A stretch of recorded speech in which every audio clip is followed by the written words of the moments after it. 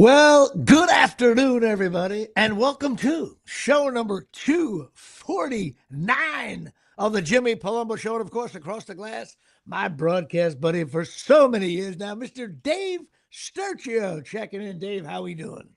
Oh, I mean, Jim Dandy, first of all, had a nice Christmas, right? And I was treated to a fantastic Rutgers basketball performance last night.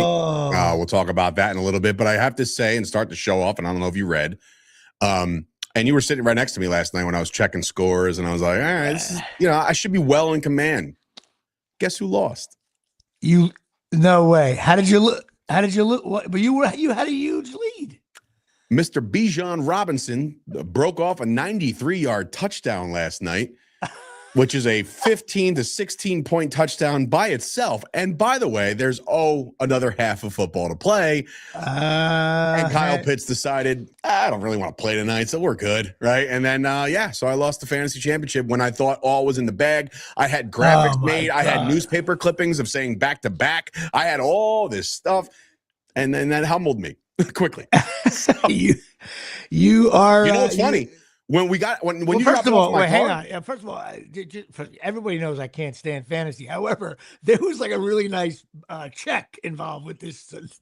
It's not just we you buddies, you suck at picking draft picks. It's a cash value to losing. Yeah, it was a significant chunk of change, right? But then it's funny because as soon as me and you were joking as I was getting out of the car, like, right. Shut the door, got in my car, started my car, looked at my text before I start to drive. Brother texts me, it's over. And I'm like, I know my brother tends to be dramatic a lot with fantasy football. Yes. So am I, right?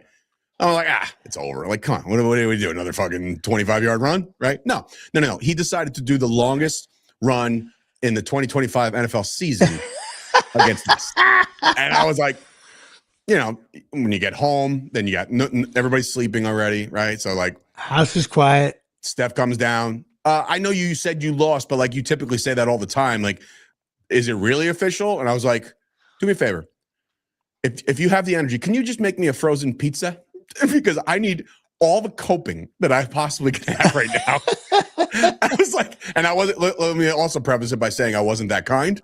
I'm straight up. I'm like, I was fed up. I was fed up. You came home. You came home from a huge Rutgers win over Delaware State, and then you gave your wife shit, and you lost your fantasy league. That's a good one here to close out the season on show number 249. Brutal. I can't believe we've done 249 of these crazy things. And I got something for you on this one. Those of you scoring at home, the number 49 will take Tom Landry wore number 49 with the Giants when he played. Did not know that. And also, here's something weird. Now, maybe you know more than I. Only 5 Cowboys have worn the number 49. And only 4 of them played 1 year, and 1 of them played 2 years. So is it a retired number or something I'm not aware of? Definitely not. I just think 49 just doesn't. Like, I know, look, I don't like the fact that the NFL followed college and saying, like, hey, no matter what position you play, we can wear any number down. I hate that, right? Yeah, like when too. The kickers are like 96. So I'm like, dude, what? Right? So, like, for 49, I feel like you're stuck. That's not, like, back in the day, 40s would be like your typical fullback, maybe your safeties. So I'm thinking to myself, but like, any famous fullback we've ever had was Moose, and he wore 48. I know, right? but only 5, and they only played 1 year. Maybe it's a jinx number or something. Maybe, I don't know. Dwayne Woodruff wore 49. Dennis Smith for Denver.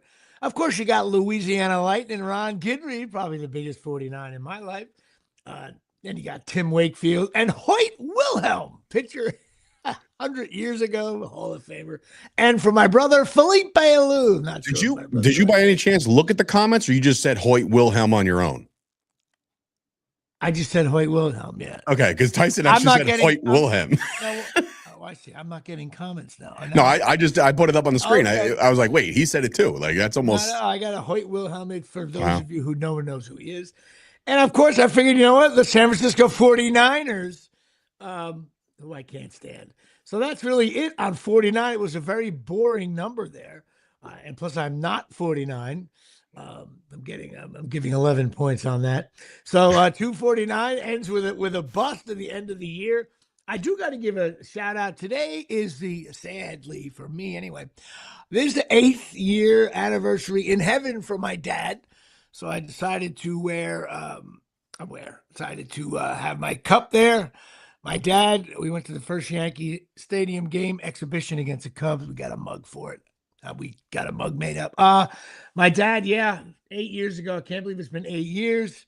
Got the call in the morning. Wasn't doing so great. Ran down to Summit Hospital, and we were able to all be around him. He died very peacefully, but it still sucks.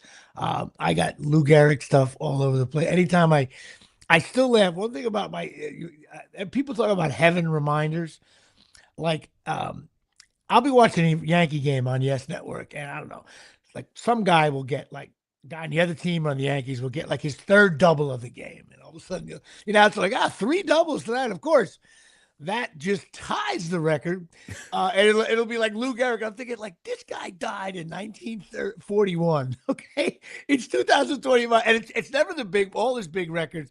The consecutive games and grand slams, A-Rod beat. But there's always these weird records like, in a 30-game period, 17 triples, which ties Lou Gehrig. Like this guy. And I think of my dad all the time at that because he used to always say, see that? His records are that. It's great. You say that, obviously I never met him. I wish I did because he sounds basically like an older version of you. A little bit, yeah. Yeah, and a combo of you and your brother. But like I would say last night when we were at the game, we'll get into it all obviously, but we were able to see your old friend and the fact that you were able to bring up a story about your dad taking out like a measuring stick to show his height of his truck. Yeah. And I was man, my dad would do the same damn thing. You know what? Maybe later on in the show, maybe I'll tell that story. It's 2 funny stories that my dad will tell. But anyway, 8 years.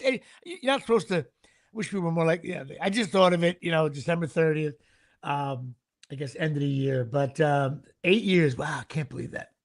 So on to which he would be happy. We're talking about baseball. That was his favorite sport. I'm a baseball man. That's what he used to say. This one just rolls off the tongue. Now, is this part of the new pack? I forget. Part of the new pack. We're in. Okay, cool. Week 2 of the new pack. We are talking about your friend and mine, Mr. Dave Veras. And I looked up this guy. And let me tell you something about old Dave. And I sent him an Instagram. So people know that Sturt Show is in charge of my Instagram account. Some people don't know about that. And what I did was not in charge of it, but he I'm still anyway. He posts shit for me on social media with the show and everything else. But I always say the reason why I say that is one time I got like a notification that like Tyson Hogan sent a DM, so I just quickly replied, and I was like, oh shit, this was the Jimmy. Like, so I had to text him like immediately, like, hey man, sorry, like I don't answer his DMs, like they just popped up. I thought it was me, like mess. But I sent him an Instagram. He's one of the first of all, the guys I talk about on the show, they don't. You all right? Yeah, keep going. Their show needs a quick timeout. They usually don't have Instagram accounts, so I actually sent them a note saying, hey, I do this bit about baseball cards. I'll shit myself. But Dave Veras calls you back. But good old Dave, he was a righty, 59 years old, played from 94 to 2003, closer, 10 years in the league, played for Houston, Montreal, Colorado, St. Louis, and the Cubs. His best year, he was 36 and 35. 3.44 ERA. That means he'd be on the All-Star team today. 605 games, 95 saves. In 1995 with Houston, he had an ERA of 2.26 in over 72 games. Postseason, he was 0-1, 14 games with a 2.03 ERA. So he was decent with Houston in the playoffs. But he was traded 3 times. I guess it was part of that era when someone who needed a closer midseason. He got traded a lot. But he made decent money, like $1 to $4 million the last 5 years of his career. He was one of those players that was in the Little League World Series and in Major League Baseball. Let's see if anybody can find out how many years that is. And also, he was good friends with David Kyle, who died of a heart attack with St. Louis. And he is now a high school baseball coach. So Dave Veras with a fine card here. He's just a good-looking fella now. He's born in Alabama, and that is it. He lives in Oregon. God bless. David, I don't know how you say Veer. Maybe it's Veers or Veres. Maybe. Sam's coming in saying, Dave, don't mind a pile on, but rookie mistake posting anything about your fantasy championship till it's over. So here's the thing, Sam. I literally in my description of all those posts, I literally said, like, I don't trust Yahoo. Like, I don't, like, 88% chance to win. I don't want to buy it. Like, I'm not buying into that. But I think the worst interaction that I had yesterday was literally right before I got with Jimmy. And it's when Joe Angelo, who everybody knows, right? Great officer of Woodbridge, right? My man, I love him to death. And unfortunately, today I've also read some news about his extended family. So my thoughts and prayers, obviously, to Joe and everybody over there. But he texted me and he sent me the money, right? Because we agreed already, me and this guy, Jimmy, who I was playing, we agreed, hey, let's try to sweeten this up a little bit. So whatever. He sent me all the money that I needed. And he comes back, he goes, congrats, man, back to back. This is at 5 o'clock in the afternoon. And I'm like, whoa. I'm like, don't you dare. I said, what are you, nuts? Saying something like that to me? Like, I want to post that photo, like that, the back to back. And I'm like, dude, like, I just can't. My dad's watching the whole thing because, he obviously roots for me and my brother to do these things and win and all this shit. So, like, he was probably here for a loss of words here. Keep in mind, my brother, and I told you about this, which you even said, who are not a fantasy guy, you were like, that's hard to do. Like, my brother left 100+ points on his bench because he just felt like riding the hot hand. He made 3 decisions that were just uncharacteristic of him. My brother lost 2 championship games. That's brutal. That's like, well. So now everybody in the fantasy world, the season ended yesterday. Yes. Now, why doesn't it end next week? Because of the risk of guys being sat for not in contention, not in, like, for instance, if you were in the championship next week and you have Justin Herbert, they already announced, like, hey, we're resting him for the playoffs. It's like, oof, that's the fantasy shit that I have no idea about. I was in a fantasy league with the family. We tried to have everybody on Zoom to do it, and everybody got bored. It was all auto picks, and my only good pick was Wandale Robinson was on my fantasy team, and Kyle Manunga here. I had Manunga. I wrote him all day, all freaking season. He was great. And even the worst part about this is, I drafted Bijan Robinson number 3 overall in my home league, and he carried me to an extent. My draft wasn't all that great looking back, but like, he carried me. I was in games because of him. So then when I got bounced out of that league, I'm like, that's whatever. He was great. Then I come face to face with the title game, and I'm like, oh, he's got Bijan. That's cute, like. So the guy I pulled for all year was the one to do me in last night. You know what the bottom line is? You could talk about draft picks and everything, all this crap about fantasy. You lost a fucking $1,000 on a 93-yard run. That's the name of this show. I don't want to hear about, well, I had Bijou, whatever the fuck his name is. You lost $1,000. That's it. Which give or take a couple cents, yeah. Yeah, there will be no show live from Key West. That's all I'm saying about that. Personal note there. We'll leave it. We'll talk about that later. Oh, my God. Turns out the bachelor party's in downtown Elizabeth at Breathless. We'll be right back. I would welcome that with open arms. Open arms. We're going to get to that road stuff in a moment. But it's Patreon day here. We are at 55. I can't believe we have no 56. I got to give a shout out to Rob Pastor, Janine Michaud, and Joe Sinecor, my boy from Ramsey.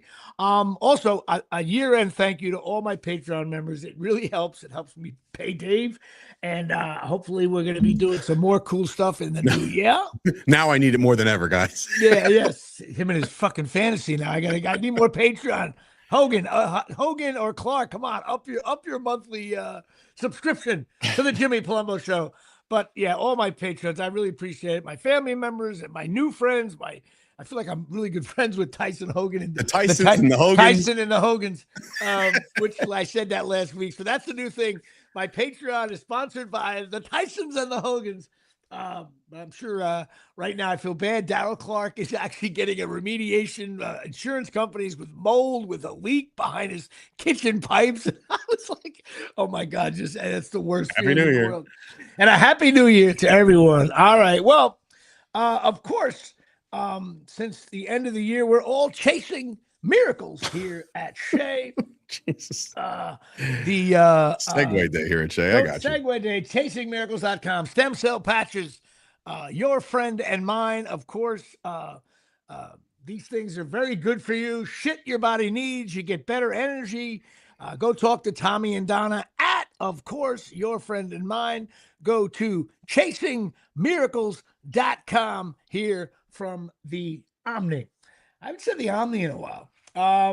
So go to chasingmiracles.com. Mrs. Sturgio, why are you filing for divorce? Well, my husband had me put up the Christmas lights and then yelled at me because of fantasy football. That's it. You know what? I love God. It's the coldest day of the year today. I am out on the street because of all the hoopla that I've had to deal with. You have caught minimal shit for not putting up the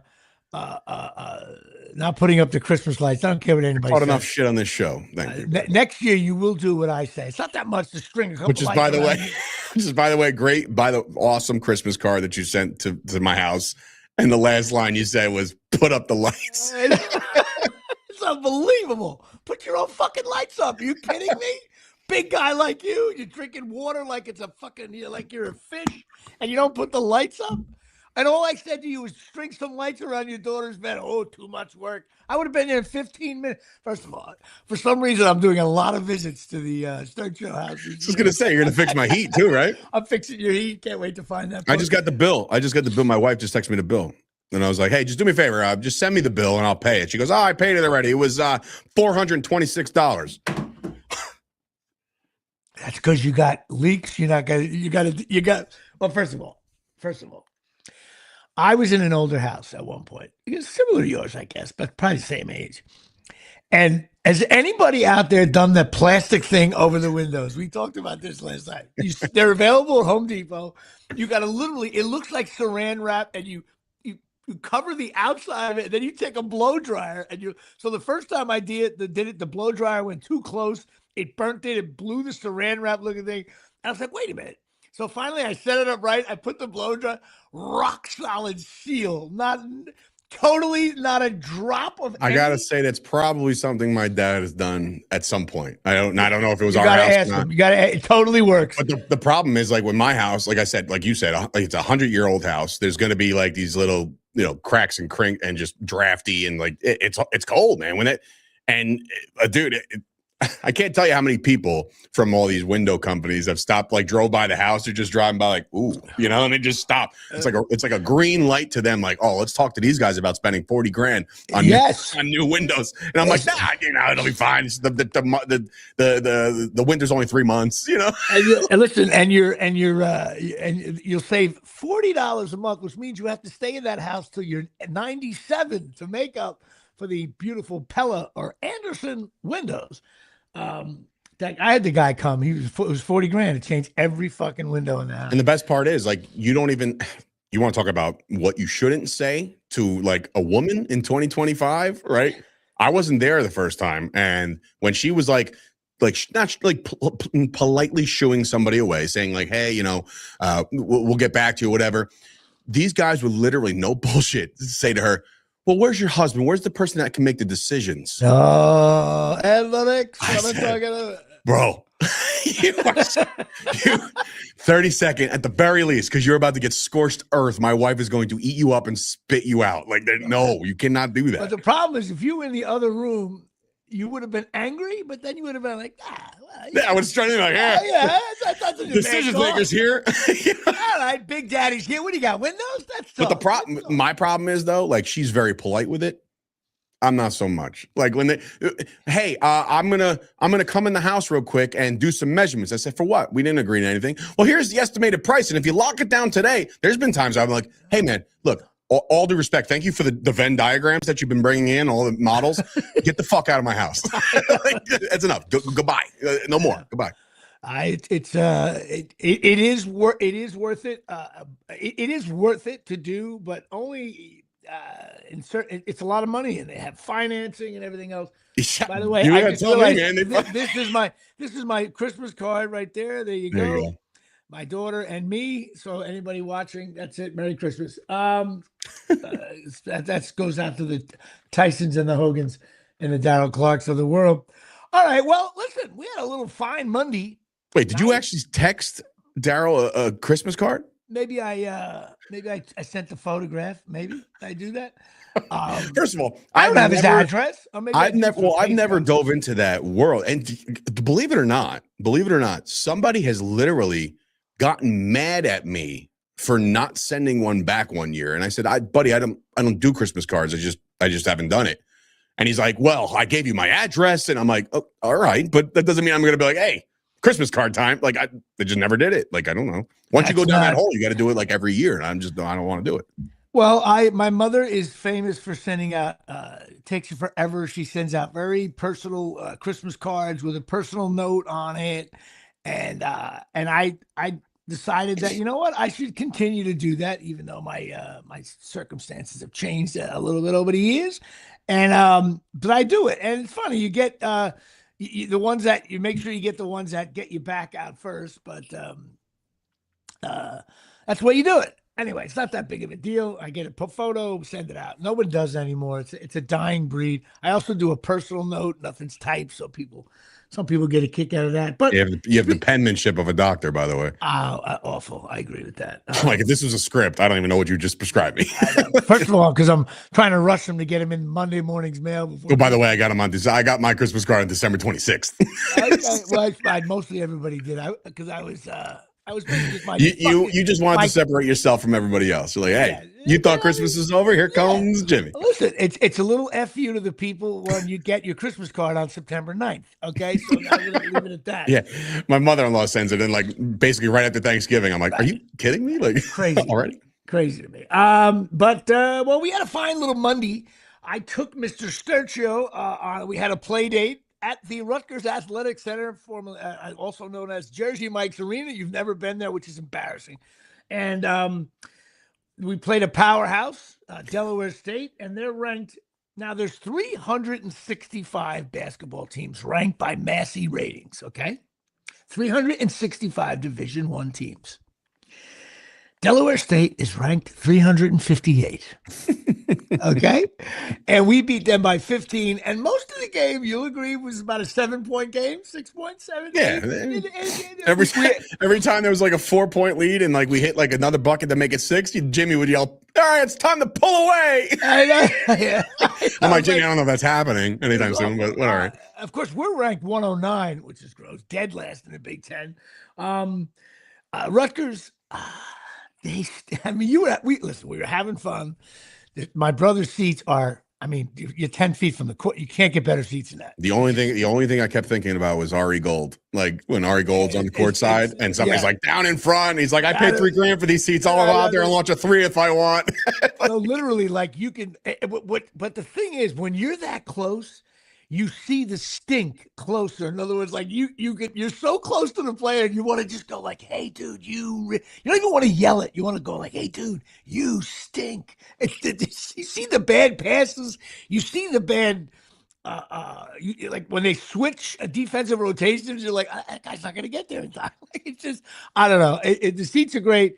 The game was okay. A couple guys hit some shot. We only shot 30% from the floor against one of the worst teams in the country. They got some spark plugs over there. Not gonna lie, they got some guys. I'm not talking about that. I'm talking about Rutgers. Like they got some kids that can score and shoot. Like they do. This kid Tariq Francis gets a little hot. And Joel Embiid Jr., number 21. That dude's a monster. I don't know. But dude, people are calling him the worst big man in the country.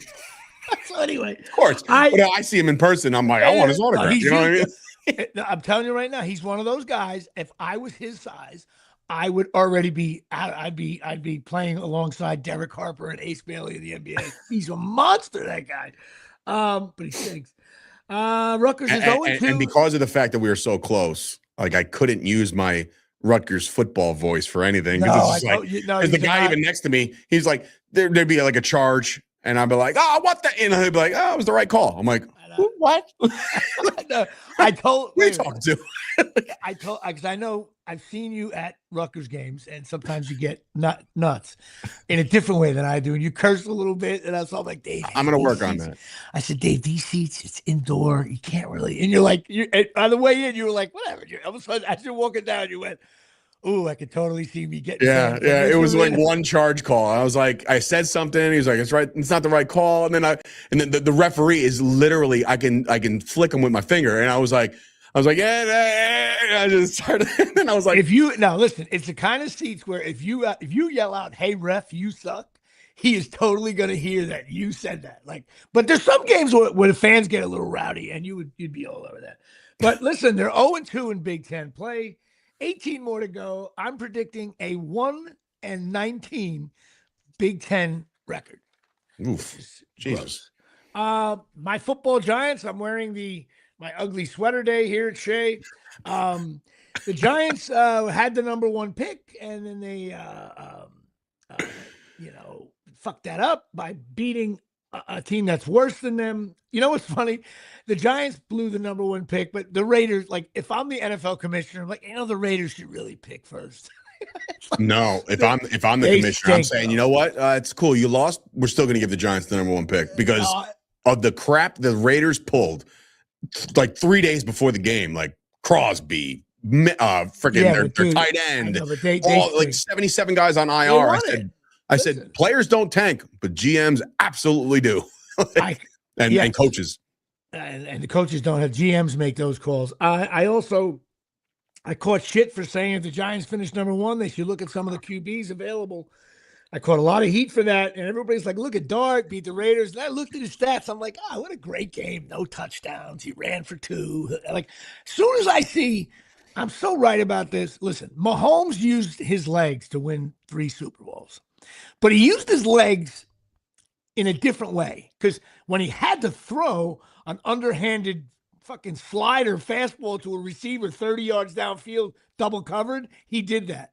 I'm just not sold on this guy Dart yet. And I think there's power in the number 1 pick. I know you don't care. You want your team to win, but. No, but I mean, like the team itself, the Giants stunk this year. So it's like, it's very hard for me. Like, look, as a Cowboys fan, do I want Dart to stink for the rest of his life? Yes. But like. Listen, if the Cowboys beat the Giants, they'll drop again in the first round, and you lose. There's a talent every 3 or 4 spots you drop, man. It affects your draft. It really does. I think, and I think we talked about it a little bit privately. The NFL's got to do something. At least the NBA, they say, okay, the team that really blows, they have a really good chance to be number 1. But like the team that kind of sucks and kind of blows, and you have a 10%, 15%. So at least, and it's a lottery. I think it's the way it should be. There's too many teams tanking, and I predict they will make a change there. I just think they got to do it when some major QB is available, and I don't know. I just think it's stupid. The teams are just anyway. The Giants will do what they got to do,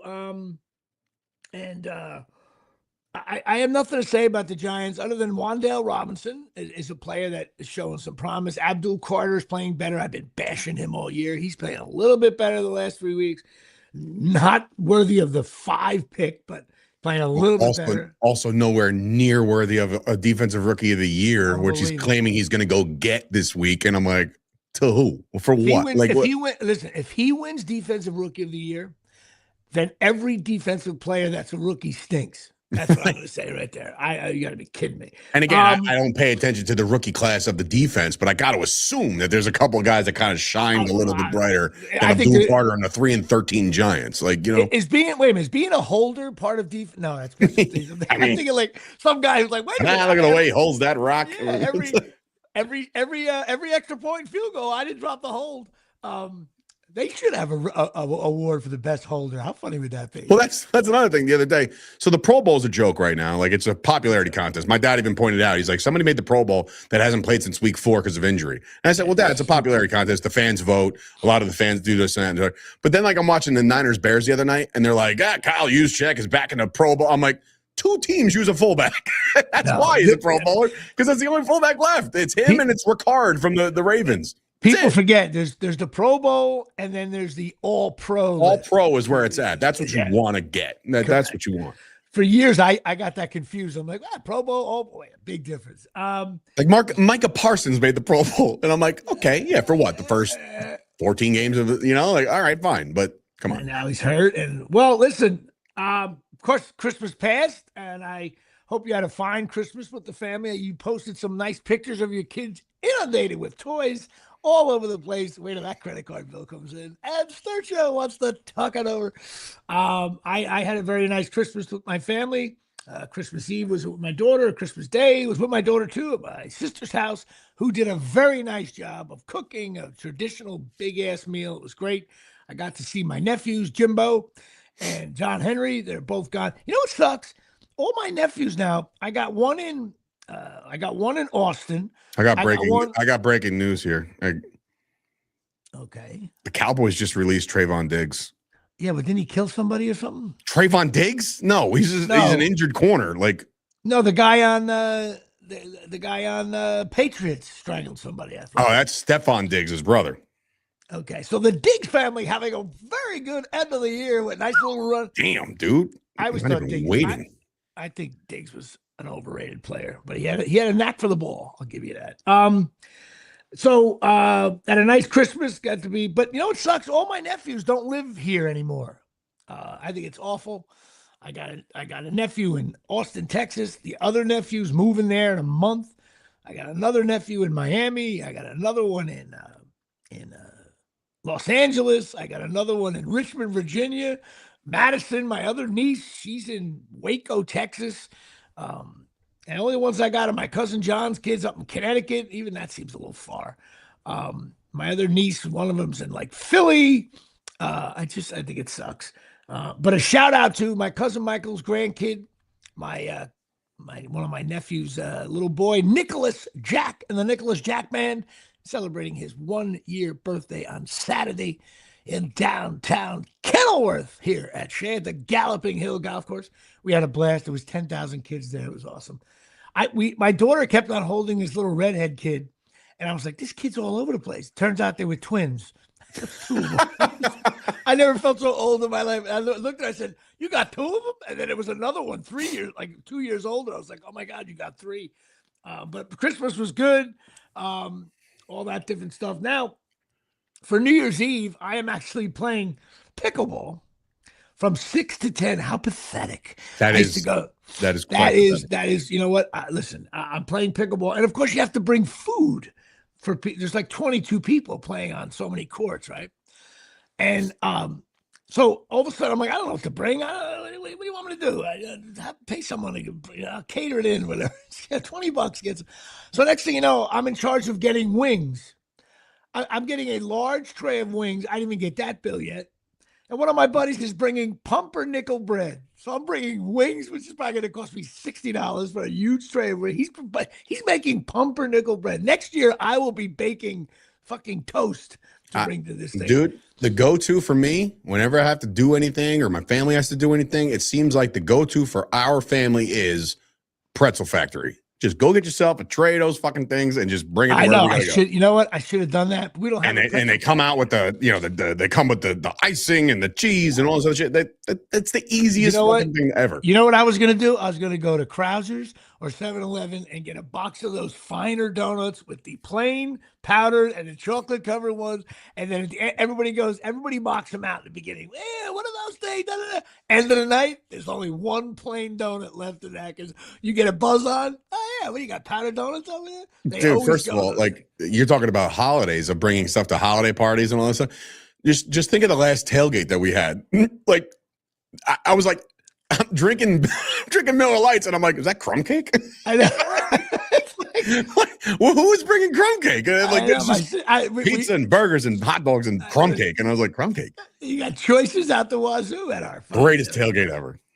At least we won the tailgate. Coming to you live, spring game, April and fall of 2026 here at Shea. But you know what happened to me at pickleball? Now, you don't play it, but you can relate to this. So when you play pickleball, sometimes there's a lesser player playing with a really awesome player. But I was the worst player on the court, no doubt. And I was trying to hang out. I was also the oldest. And so there's this one guy was playing with this female, I'm going to mention names. She's really good. And so I was hitting it to her, but not consciously. I just was like, and I was trying to get the ball back each time. So and my partner is a buddy of mine, and we bust balls when we play. A lot of laughs, this, that, and the other thing. So when the match is over, we beat him 11-7, right? The match is over. Now, the other guy across the net, I thought he was a good player, but he wasn't like, oh, my God, the best player in the room. No, sir. And I was hanging with him like, the Mexico City judge had it, 115, 114.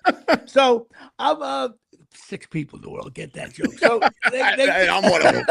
So with that, when you greet at the net and you touch paddles, nice man, way to play. That's just no big deal.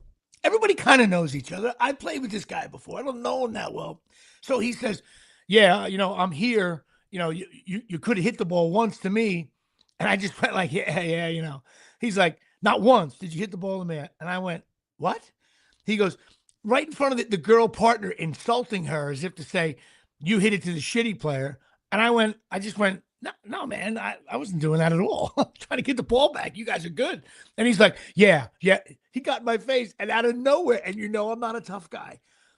He got a little loud, and I walked over, and we're in between the courts now, and I just went, I don't know what made me do this. I said, what are you, a fucking pussy? Dude. Dude, the whole place got dead silent. I looked at, now this guy, I gotta be honest with you, he was bigger than me. I was like, we're walking up, because I was like, when someone's giving you shit, but you're on tape delays? That ever happened to you where you're like, wait a minute, I'm catching shit here. I said, what are you, a fucking pussy? I said, yeah, I'm not trying to hit that. But Bennett's, I'm giving her name out. It's a really good player. So with that, I was like pissed. Now I'm like, what is it with these douchey pickleball people? So I get out. I was like losing my mind. The next match, I hopped in another court. I was awful because I was like, this guy's like, what are you talking about? So then I get on the court with a friend of mine, this gal, and she's like, Jimmy, what's going on? You're like, you're yelling at people? I'm like, no. You only saw the pussy part. You didn't see the regular. And then all of a sudden she's like, well, he doesn't, he's mad at you too. And I'm like, I didn't do anything wrong. And then I realized I sit there with a guy. I'll say his name because he's a great guy. I sit with it during the break. I sit with this guy, Nick. And I'm like, he goes, Jimmy, what are you yelling? What's going on? I said, the guy got accused of something. And then he gave me a look because he's like an administrator at a high school, And I looked at him and I was like, am I really getting mad at someone over pickleball? I said, that's pathetic. That's legendary. Right. So with that, now people were worried because this guy's Italian. It looks like a little bit of a hothead. And I can act like a hothead, but I don't fight people ever. Next thing you know, I'm playing with him. I get on the court. I'm like, oh, here we go. And I was like, if I was a real dick, we'd go at it. And I looked up. I said, hey, man. I touched his, we touched, I said, hey, man. Hey, brother. And did you just say we touched paddles? You thought that's what you do. I said, hey, let's go. And then I looked to him and I said, he goes, yeah, we're good. And I realized people were watching. They thought maybe like we were going to go at it or something. And I gave him a hug. I said, man, we're getting in a piss fight over pickleball. That makes us the fucking both pussies. You should have. What's his name on the Bad News Bears? Kelly Lee or whatever. He just starts like picking off all the plays. Right? You should have just started cutting in front of him. Like, no, he's better than me. This guy, dude. And then of course, we've been playing for 3 hours. I was like Sully with the jet. I told him, I said, dude, I'm exhausted. I said, they touch paddles. It's so funny. So I said, and some guys who have expensive paddles go like, ooh, don't touch my paddle, please. So anyway, so I told him though, we were playing for 2 hours and 50 minutes, and I'm older. I was like, dude, I'm like Sully. I'm gonna have to put this down in the Hudson. I'm out of gas. I'm not gonna make it. We proceeded to get our ass kicked by people that I think I might be better than. And he started to laugh because, man, you're playing like shit. I said, dude, I'm out of gas. Only reason why I came out is because you were playing on the court. And I had nothing left in the tank. But I was like, I still stick to my guns. But I called someone a pussy really loud. Oh, my God. What a Well, I tell you right now, like you would have been, forget I don't have many, I don't have many broadcasting goals going forward. Like I'm just, I'm doing my thing. Like I'm just trying to, just enjoy life. Right. Like, but in 2026, I might have to have a broadcasting goal to call a pickleball game. Because I don't know if there's anything funnier than two old men about to throw down, and I'm going to be the one to say, paddles are down. Yeah, Like gloves off? No. Paddles down, and now we're just gonna fucking scrap. And oh my god, that would be amazing. It's you know what? Well, first of all, if he acted that way to you, you definitely would have went out. Would have floored him. Do you know what I'm saying? When somebody is, you're getting yelled at, but you think it's like kidding around. You think that's happened to me. I literally, yes. All of a sudden you realize, wait a minute, this guy's really like, he's pissed, and that's what I called it out. But anyway, it just made me laugh. I'm like, oh my god, that is the story of the year. You saved it for the last episode of the year. Plus I'm going to get beef for a $60 tray of fucking wings. I got home, had a couple cocktails, and I sent them a Christmas card. I know, he got a Christmas card sponsored by chasingmiracles.com. But gentlemen, please touch tips. Touch paddles. Becky from downtown. That's funny. Becky Chiavarini. I don't even know who that is. She's always Becky Roberts to me. I'm sorry. That's just the way it's going to be. Don't you hate when like cool chicks keep their marriage name? Keep your old name. Yeah, keep your old name. It was so much easier. Now we're getting side order of cock jokes coming in. They went to breakfast together. Oh my God. Next week. But I think I was more mad that people think I was this is the third time this has happened where I guess because my voice is louder, but I never fight. But if someone says something wrong, I get a little excited and aggravated. Oh my God. So that's my pick. Yeah, a lot easier to spell, Beck. Yeah, and I get it. That's a lot. She went from Becky Roberts to Becky Chiavarini. It's like, oh, all right, not shocking. Chiavarini. You sound like someone who's in like the NHL. Chiavarini along the near side. Chiavarini shows gone. He's gone. Wide save. No, I thought it was him. My kitchen is not done.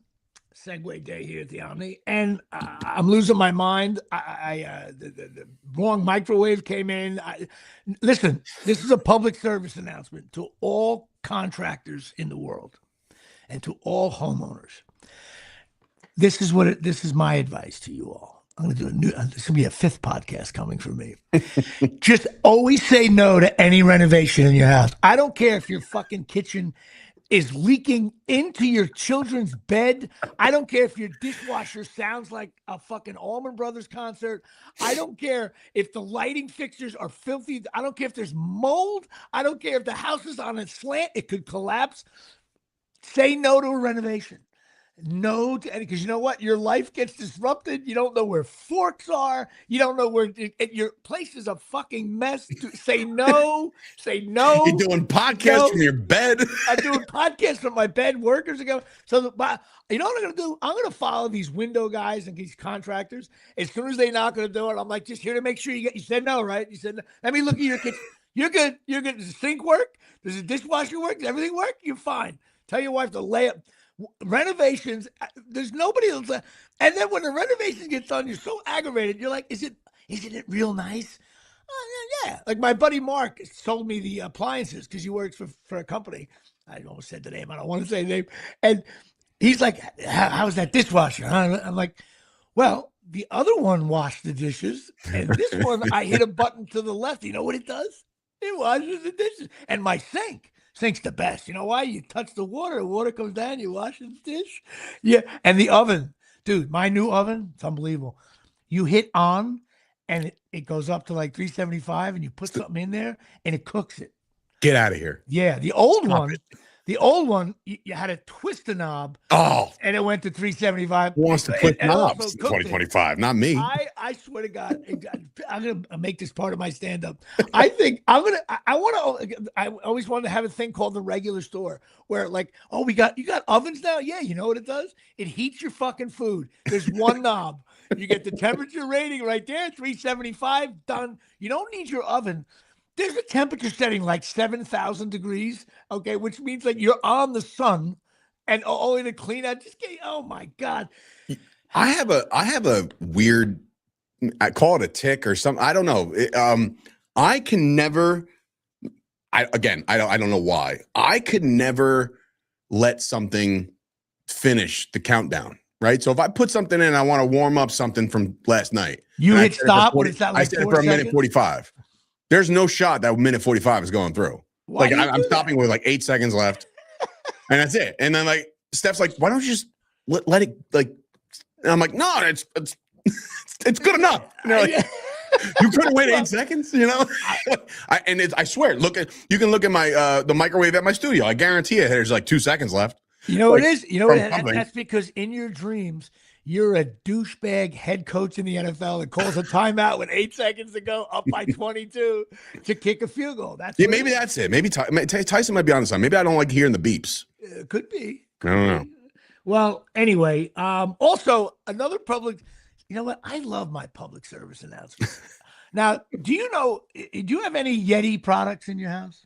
No, my brother does, though. He's got pretty much Yeti everything. Okay. If your brother is listening to this, I learned something this morning about Yeti. Okay, here we go. You know this top part of the Yeti that you put on with the magnet thing? Okay. Well, there's usually a little black strip in here. Do you know that comes off easy to clean it? No, you don't. You know why? I took mine off. The gingivitis that was underneath the black seal. Okay, all right. This looked like World War I trench warfare underneath this thing. You could take this off. So everybody that has a Yeti, and there's Yeti people. Your brother might be. I'm a Yeti guy. Keeps my coffee hot for like 7 hours. But I took this off, and I was like, "Oh my God, the Knicks." I had a really Yeti, if you're watching, come on board in 2026. I want to be sponsored by Yeti because I am telling people that you got to take it off gingerly. And but I don't think people realize the black suction that keeps it. I did not know. Usually when that comes off, I'm like, you fucking broke it. No, never. You have to get the little fork thing underneath. Anyway, that's my. But learn something new every day. Well, listen, speaking of the new year, we have other big announcements besides our At Least We Won the Tailgate podcast. Dave and I are also franchise owners of OxyMagicUSA.com, OXY, MagicUSA.com. I look like I'm 90 in that photograph. Go to Oxy Magic USA. They're the best carpet cleaners in the land, 80 locations nationwide. My carpet is so messed up from this construction going on. I can't wait to get them here. Go talk to Tom and Natalie or buy yourself a franchise with me and Dave. What else we got here? Beer League. Okay. We're definitely moving forward with Beer League. Episodes 2 through 10 have first drafts written. And we were going to have a read through on the 14th with the cast. We pushed that back because we really want to tighten these bad boys up. And not only we have to tighten them up, we have to figure out through lines, like where are we going? Like I've never done something like this where it's not just writing an episode. Now we got to figure like, where's Johnny Trino going to go? Where is Manganelli going to go? Where is Alphonse going to go? And so we're going to really tie that all together. I'm really happy with the direction we're going in. One of the producers has just been awesome. 213 TV, David Sonkin, a shout out to you. Really creative and helpful. I got to give him a lot of credit for that. The song. I also just make sure I already mentioned it. I hope Darryl Clark signing off with his remediation, going with the mold. Yeah, no, he checked in before saying live from the mediation or remediation, whatever the fuck it's called. There he is. And he's the one with side order of cock there with the paddling. They'll never get old. Oh my God. Which of course brings us to which we next. I think we're going to do this earlier in the segment. I think we're going to do the Absolute Eyewear NFL Stinks List. That's right. Absolute Eyewear, 42 Main Street, Woodbridge, New Jersey. They are the best opticians in all of the land. They got everything over there. They drink with Charles Oakley there behind the counter. Go talk to Janine and Craig Michaud. You get $100 off a complete bear if you just mention anything to do with me. My name, Rutgers, Woodbridge, Colonia High. The Knicks. God bless the Knicks. All if you mention all of Janine's favorite teams, you get. If you mention teams she hates, she rides or dies with like every game, which is insane. These Tuesday night Knicks games, she's like, all you get is like, really? And I'm like, oh my God. Yeah, right. Oh First of all, Knicks are the best team in basketball. Oh my God, you guys drank to cool it. Me and my brother think they're going to get bounced in the second round. Oh, stop it! Stop it! Okay, well, Absolute Eyewear sponsors the NFL Stinks List, my second to last one here. And I will say, look at me, I'm doing some What do you mean second to last one of the year? It's the last one. Next year. Well, next week's still. We don't do the playoff one. Got it. Because everybody doesn't stink who makes the playoff. Jeff checking in from Toronto. He's a Raptors guy. He's also a Cowboys fan, so I know that. Toronto Raptors. Oh, please. I'm going to get into a battle over the Raptors right now. Oh, Can you imagine? God. You know what? The Blue Jays own the Yankees. Watch the Raptors. Will probably knock off the Knicks. AFC East. New England Patriots. Very good. Patriots are 13-3. I don't care. If you're a Jet fan now, this is just pain. And I hate the Patriots. Oh, my God, they're 13-3. The Celtics are good again. Boston doesn't suck, and they're the anti-Rutgers. Don't they call it championship town or title town or whatever the fuck? They get it right. I dropped the Bills to only good, 11-5. Sorry about that. I have the Miami Dolphins as average at 7-9. Listen, 7-9 is 7-9. The New York Jets, I'm sorry, you're atrocious. Terrible. What a terrible team they are. Very Rutgers. AFC North, Pittsburgh Steelers, I'm sorry, you're average. Ravens are average. Bengals and Cleveland Browns with Shador. Listen, in a matchup, Shador against Rodgers, and the winner is Shador Sanders getting involved here. He'll be, listen, I think it's great that he wins games, even though his stats stink too. He should play for Rutgers. He threw a ball the other day, and my dad, I was saying to my dad, I was like, I think Cleveland might be in the quarterback market next year. Right, this guy is horrific. But you know what, though? Did you hear his press? He's a little weird on the field, a little cocky. I get all that. But when these reporters ask him these really questions that could really, and he they asked him about losing his starting job. Did you see that one? He's like, it's the NFL, man. Everywhere. You can lose your starting job tomorrow. I think he is cocky on the field. He does stupid stuff. But when he gets in front of the media and they try to goad him into saying something stupid, I think he's smarter than you think. Well, his father is definitely influencing him to make sure, hey, man, they can make or break your entire career if you don't answer this right. Yeah, so I think he does that very well. And I think maybe if he gets more, I think he'll be in the league next year. Jacksonville Jaguars, very good. Listen, when you win 7 in a row and you've already opened up your Christmas gifts, you're very good. I don't care what anybody says. And Houston, Texas won 8. You know who also took your advice? My brother, who decided to start Trevor Lawrence at quarterback in this championship game instead of Drake May. There you go. Well, I hate even saying it. It's just... that's a shit move. Oh. Houston Texans, you win 8 in a row. You get the very good. Colts stink. Season started out promising, but then it went nowhere. Dude, they started off 8-1 and missed the playoffs. They've lost 6 in a row. Daniel Jones gets hurt. Tennessee Titans, you're atrocious. That's a bad team there. Denver Broncos, I hate doing it. I think this team is going to lose they're going to lose first round of the playoffs. They're going to lose. But I got to give them very good. I just got to. And you know what? The Chargers, you know what? You drop down to good. Kansas City stinks, and the Raiders are brutal. Wow. When you get smoked by the Giants, Pete Carroll, I don't know what they stink. Every other team in the NFL is trying to suck out the power or the happiness that I had when we were beating certain teams. When we beat the brakes off the Raiders in Vegas and my brother's out there and shit, me and him were having a ball and we're like, yeah, we beat the Raiders. And then to watch the Giants do the same damn thing, I'm like, huh. Same thing with the Chiefs. I'm like, we just beat Mahomes on Thanksgiving. I know. And I'm like, oh God, they suck. That's the year Rutgers beat Penn State. Penn State finished 5-6 for the first time ever. So that's how you know. The Eagles, I'm sorry, you're only good. It's not about the Eagles. I don't like the Cowboys, Commanders, Giants. I have you all. It stinks. Tyson Hogan doing the NFC North with me. We both have the Chicago Bears as good. Green Bay Packers, Tyson has them as stink. I have him as average. I really wanted to make him stink, but I couldn't. He has the Minnesota Vikings as average. I think they stink. And we both have the Detroit Lions stink. It's another thing I called early on, the Lions stink.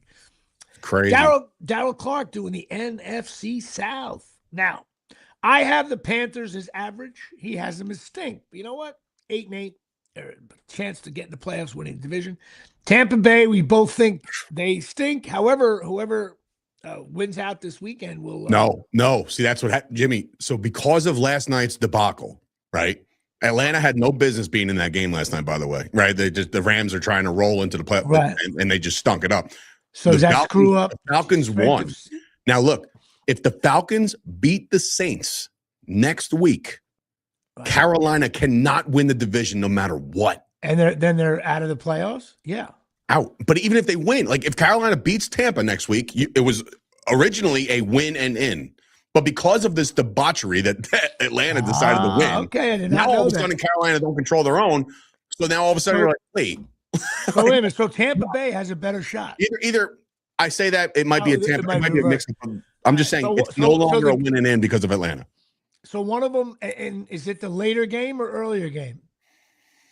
They put that one on Saturday, I believe. They have 2 games on Saturday, and then the end of the weekend will end with Baltimore and Pittsburgh. This big end of the season game can mean nothing. Yeah. Wow, that's crazy. And in regards to them making the playoffs, I have Tampa Bay as stinks, and so does Darryl Clark. We both have the Falcons as average with a win last night. I had previously had them as stinks. And I have, for the first time this year, I think, New Orleans Saints as good, winning 4 in a row. I have them as good. I have them as good because they won 4 in a row. I got to give them credit just for now. To improve their record to 4-12. They're 6-10. When you win 4 in December, you're playing. Hey, shout out to my man Kellen Moore, right? My old offensive coordinator. And of course, now Seattle Seahawks. I can't believe I'm saying this. I have them as very good. Mm-hmm. San Francisco 49ers, I have them as very good. They both won 6 in a row late. I'm big on that. And now they're playing each other. I have the Rams as good. Sorry. And of course, you know what? I really haven't. The Arizona Cardinals, they stink too. They're atrocious. I put them at atrocious. So we have 4 atrocious, only 10 stinks. See how next week goes. 6 average, 6 goods, and 6 very goods, down from 9. I sobered up a little bit. And that is the NFL stinks list.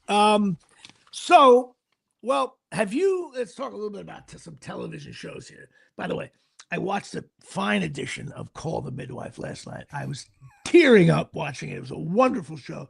I realized I have 3 more seasons to go. It's the best show on TV. But I've been watching that show Ripple on Netflix because my girl I worked with, Julia Chan, blonde, she's on the show. She's a lead in it. And I did Katie Keene with her on the CW. I played her father. And she was just a cool chick. And she had a baby. She lives in London. They shot this in Toronto. But Ripple is a really feel-good show. Maybe a little too feel-good. It's not for you, but your wife will love it. It's something you can watch. She's probably watching it. She's been... not only is she watching her own shows now, she's texting a whole group of moms, and it's like I don't exist anymore. By the way, we're gonna get to that once. I have a note here. It just says mom texts, and also I gotta. First of all, I don't know the official what's going on, but I want to give some thoughts and prayers to my comedian buddy Mike Marino. I heard I tried to get in touch with him. I'm sure he might. I don't know what's going on. He's having some health issues, and originally it came across the internet that he had passed, and I was like, no way. And he was the first guy to put me up in a middle spot to do 25 to 30 minutes, and he's been always good to me. Put me up when I need it, and if I needed help with something, he would give me a name or two.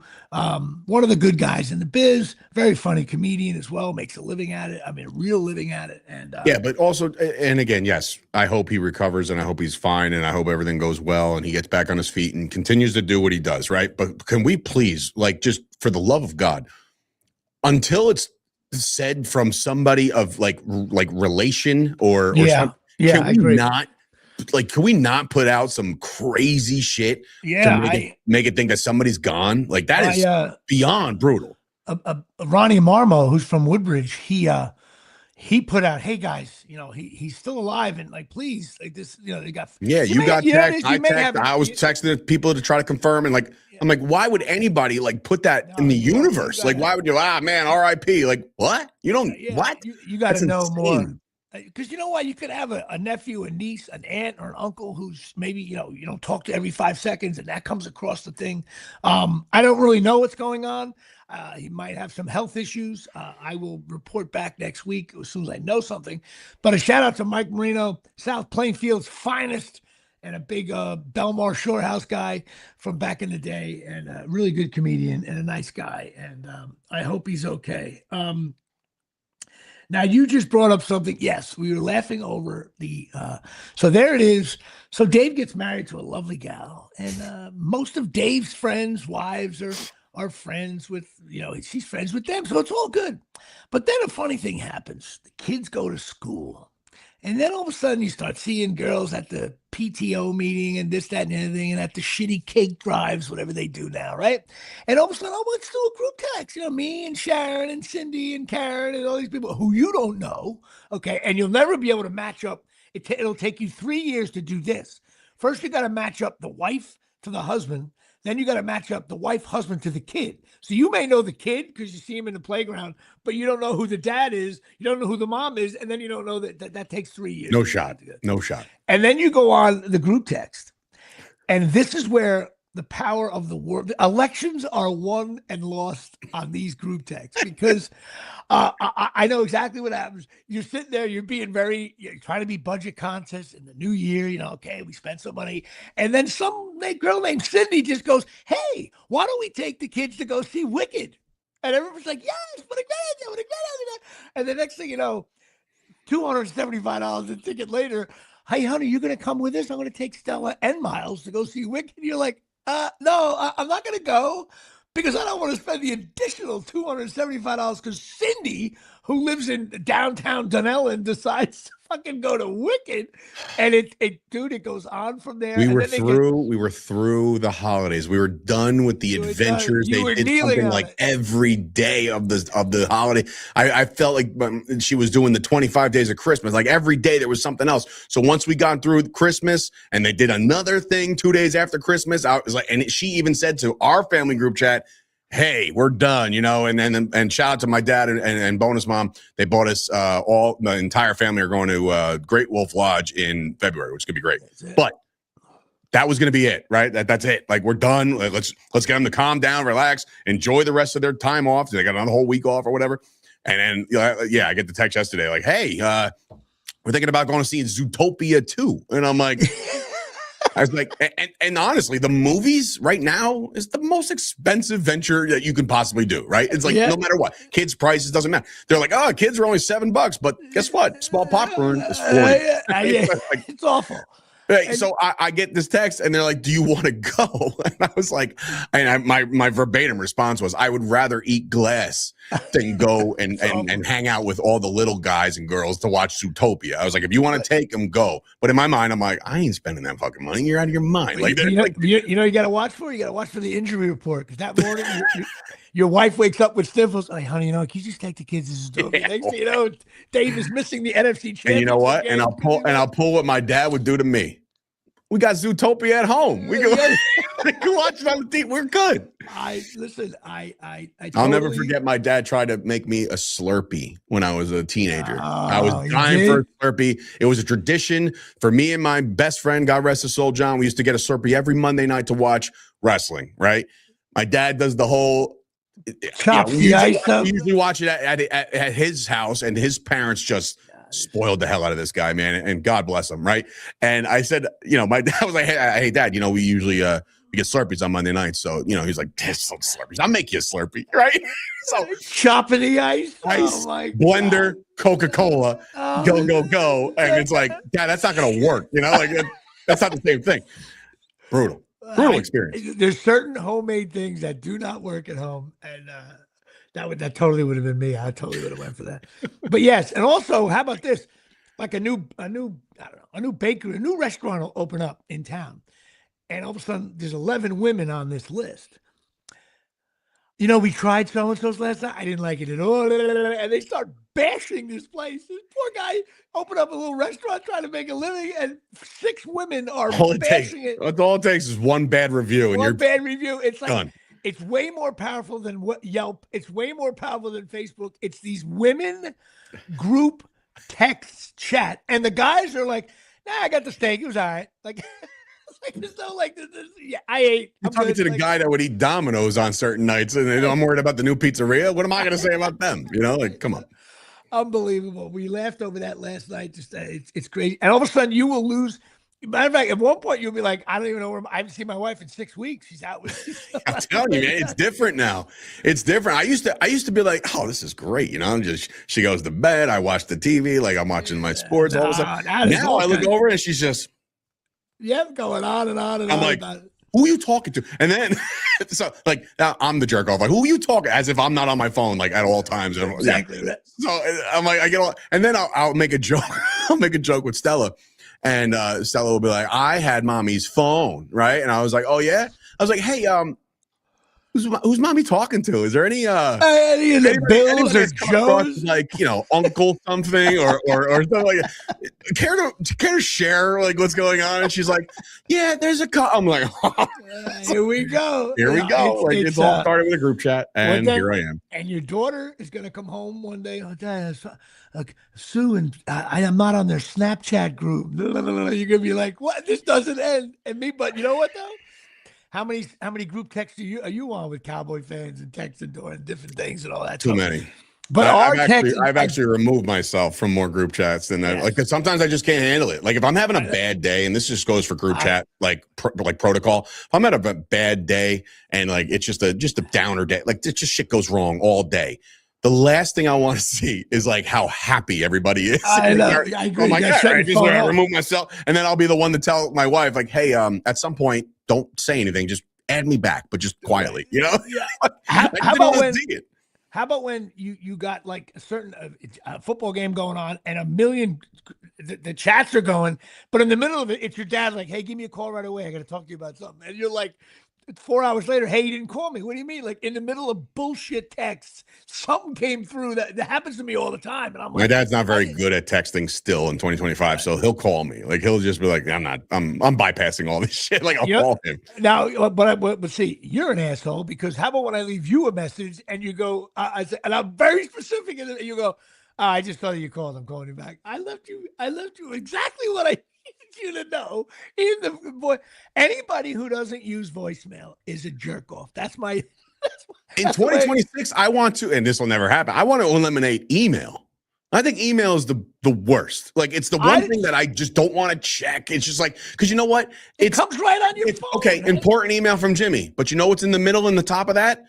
Spam, add. And I'm like, I can't even find the shit. I'm like, just text me. Like it's a lot. It's the direct line to my phone.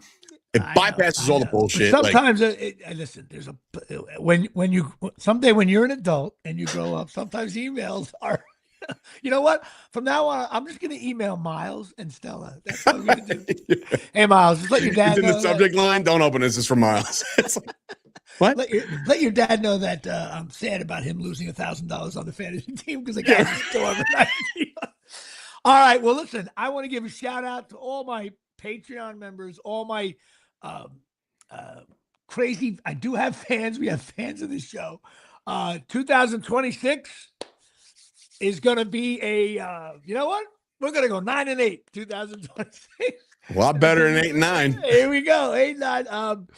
I appreciate everybody listening. I appreciate all the crazy shit you guys type in, the Tysons and the Hogans and Darryl Clark and his family and everybody else and my entire family. And to you, Dave, I think the show's getting much better in the last year. We have fun. I like when we talk about stupid shit that just comes off our thing. And that's it. Happy New Year. And I will see you next Tuesday at 1 o'clock. Thought you were about to drop. I thought you were going to drop the forbidden line, but you didn't. You said, "I'll see you next Tuesday," which also spells out cunt, but whatever. What did I say? Okay. See you next. Okay. Yeah, there's forbidden things you just don't do, and I've already been guilty of it. I was leaving my dad's house on Sunday night, and I kissed my dad, my stepmom. See you guys. All right. Hey, be careful. All right. I stopped dead in my tracks, and I was like, I would just say instead of I said, "This is my moment. This is it. This is the only chance I'm going to get." I was like, I'll see you guys next year. I would just say, and of course I saw him like the next day, which didn't count. I'm less of a CUNT guy, more of a twat guy here today. All fans 18 and over, come out, bring your twat. I remember my first twat day. And there it is. So I'm ending the show with twat. No. Anyway. If you've learned nothing else from the Jimmy Palumbo Show in 2025, it's twat.